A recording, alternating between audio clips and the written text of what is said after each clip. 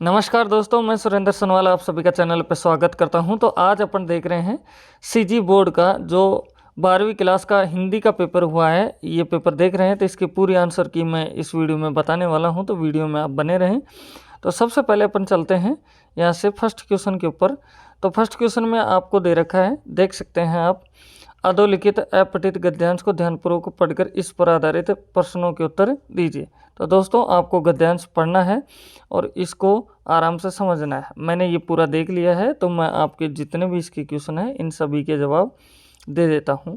तो दोस्तों यहाँ से अपने पास में आप देख सकते हैं फर्स्ट क्वेश्चन ये आ रहा है कि प्रकृति की उपासना कौन करते हैं। तो इसका आंसर होगा वैज्ञानिक और कवि दोनों प्रकृति की उपासना करते हैं। ध्यान से आप सुनिए।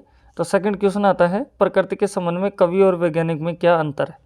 तो इसका आंसर है वैज्ञानिक प्रकृति के बाह्य रूप का अवलोकन कर सत्य की खोज करता है, जबकि कवि प्रकृति के बाह्य रूप से आकृष्ट होकर भाव विभोर हो इसे छंदों में बांधता है।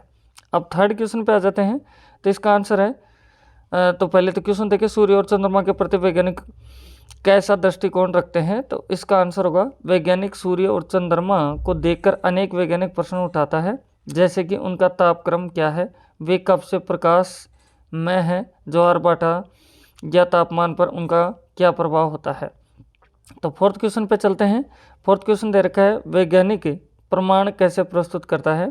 तो इसका आंसर होगा वैज्ञानिक सत्य और वास्तविकता के आधार पर प्रमाण प्रस्तुत करता है। तो दोस्तों इसके आगे चलते हैं अपन इसके पांचवें क्वेश्चन पे। तो जिसमें आपको दे रखा है क्वेश्चन में कवि रसास्वादन की वस्तु कैसे तैयार करता है। तो इसका आंसर सुने, कवि प्रत्यक्ष अवलोकन के साथ ही आत्म अवलोकन करता है और हृदय के भावों से संबंध स्थापित कर सुंदर गीतों व छंदों के निर्माण में लगकर जगत के लिए रसास्वादन की वस्तु तैयार करता है। अब इसका सिक्स क्वेश्चन आता है, जिसमें दे रखा है प्रकृति और हृदय में इक परतें लगाकर नए शब्द बनाइए। तो जब आप प्रकृति में इक ऐड करेंगे, मतलब प्रकृति प्लस इक, तो आपका हो जाएगा प्राकृतिक। ऐसे ही हृदय प्लस इक, ये हो जाएगा हृदयिक। लास्ट क्वेश्चन इसका दे रखा है रसास्वादन का संधि विच्छेद कीजिए। तो रसास्वादन का संधि विच्छेद होगा रस प्लस आस्वादन, यह आपका आंसर हो जाएगा। तो इस तरह से फर्स्ट क्वेश्चन अपना हो जाता है।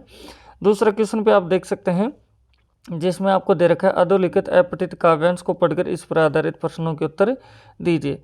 तो इस काव्यांश को आप पढ़ें और इसका बिल्कुल हिंदी अनुवाद आप समझें क्या दे रखा है। मैंने सभी ये देख लिया है, तो मैं सभी क्वेश्चनों का आंसर आपको बता देता हूँ।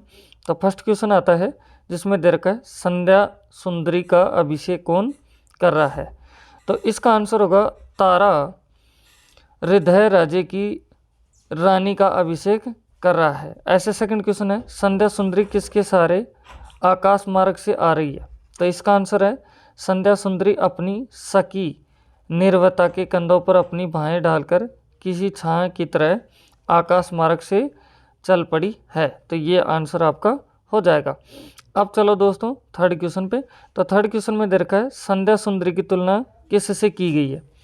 तो संध्या सुंदरी की तुलना सुंदर नारी से की गई है। ऐसे फोर्थ में आपको दे रखा है क्वेश्चन में हास विलास किस में नहीं है। तो इसका आंसर होगा हास विलास संध्या सुंदरी परी में नहीं है।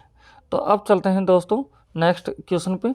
तो थर्ड क्वेश्चन आ जाता है। थर्ड क्वेश्चन में आपको ये दे रखा है, जिसमें बोला जा रहा है किसी एक शीर्षक पर लगभग 200 प्रश्नों में निबंध लिखना है। तो निबंध लिखना है दोस्तों, इनमें से किसी एक पर आप ये बहुत आराम से कर सकते हैं, बहुत ईजी है।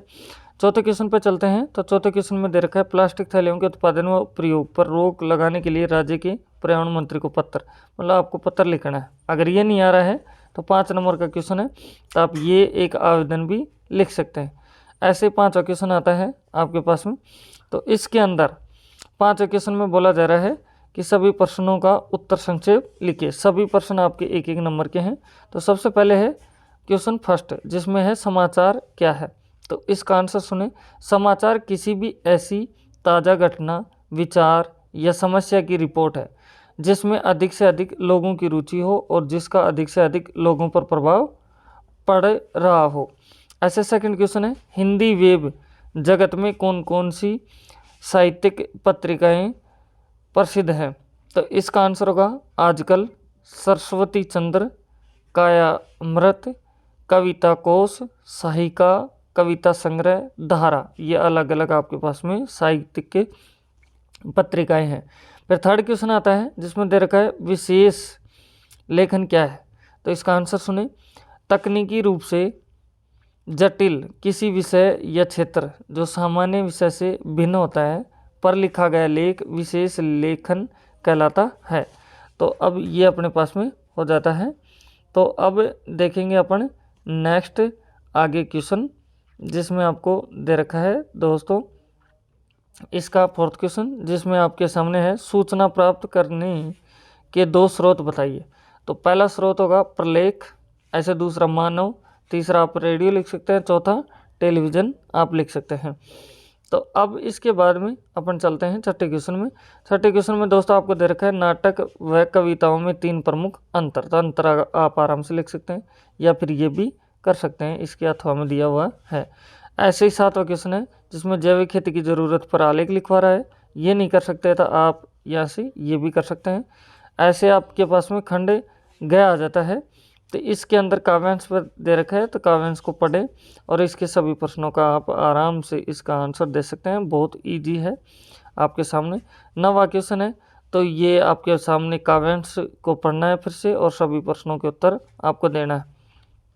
ऐसे ही आपके पास 10वां क्वेश्चन आ जाता है, तो इसमें भी आप उदाहरण सहित आप समझा सकते हैं। ऐसे आपके पास में 11 क्वेश्चन आ रहा है जिसके अंदर आप देख सकते हैं कि आपको एक गद्यांश दिया हुआ है, तो गद्यांश को पढ़ें, आराम से समझें इसका मतलब क्या है, सारांश क्या है, और फिर जितने भी प्रश्न दे रखे हैं इनका आंसर दे सकते हैं।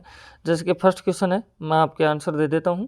तो फर्स्ट क्वेश्चन बोला जा रहा है बाजार का बाजारूपन कौन लोग बढ़ाते हैं? तो इसका आंसर होगा, ध्यान से सुने, वे लोग का आशय है क्रय शक्ति से संपन्न व्यक्ति। इस तरह के लोग अपनी क्रय शक्ति से अनावश्यक वस्तुओं की भी खरीदारी करते हैं। इस कारण बाजारवाद, छल कपट, मनमाना मूल्य लेना आदि प्रवृत्तियों को बल मिलता है। अतः सीमित परचेजिंग पावर रखने वाले लोग बाजार का बाजारूपन बढ़ाते हैं। ये इस तरह से दोस्तों हो जाएगा। तो अब चलते हैं नेक्स्ट इसके दूसरे क्वेश्चन में। तो दूसरे क्वेश्चन में आपको दे रखा है बाजार की सार्थकता कब होती है? तो इसका आंसर होगा बाजार की सार्थकता तब होती है जब मनुष्य जानता है कि वह क्या चाहता है। जब व्यक्ति अपनी आवश्यकताओं और इच्छाओं को समझता है तब वह बाजार से सार्थक तरीके से जुड़ सकता है। ऐसे आप चलते हैं थर्ड क्वेश्चन पे। थर्ड क्वेश्चन में दे रखा है दोस्तों, आप देखें किस कारण व्यक्ति कोई ग्राहक और बेचन बन जाते हैं, कोरे ग्राहक और बेचन बन जाते हैं। तो इसका आंसर होगा कपट की बढ़ती का अर्थ परस्पर में सद्भाव की गठी। इस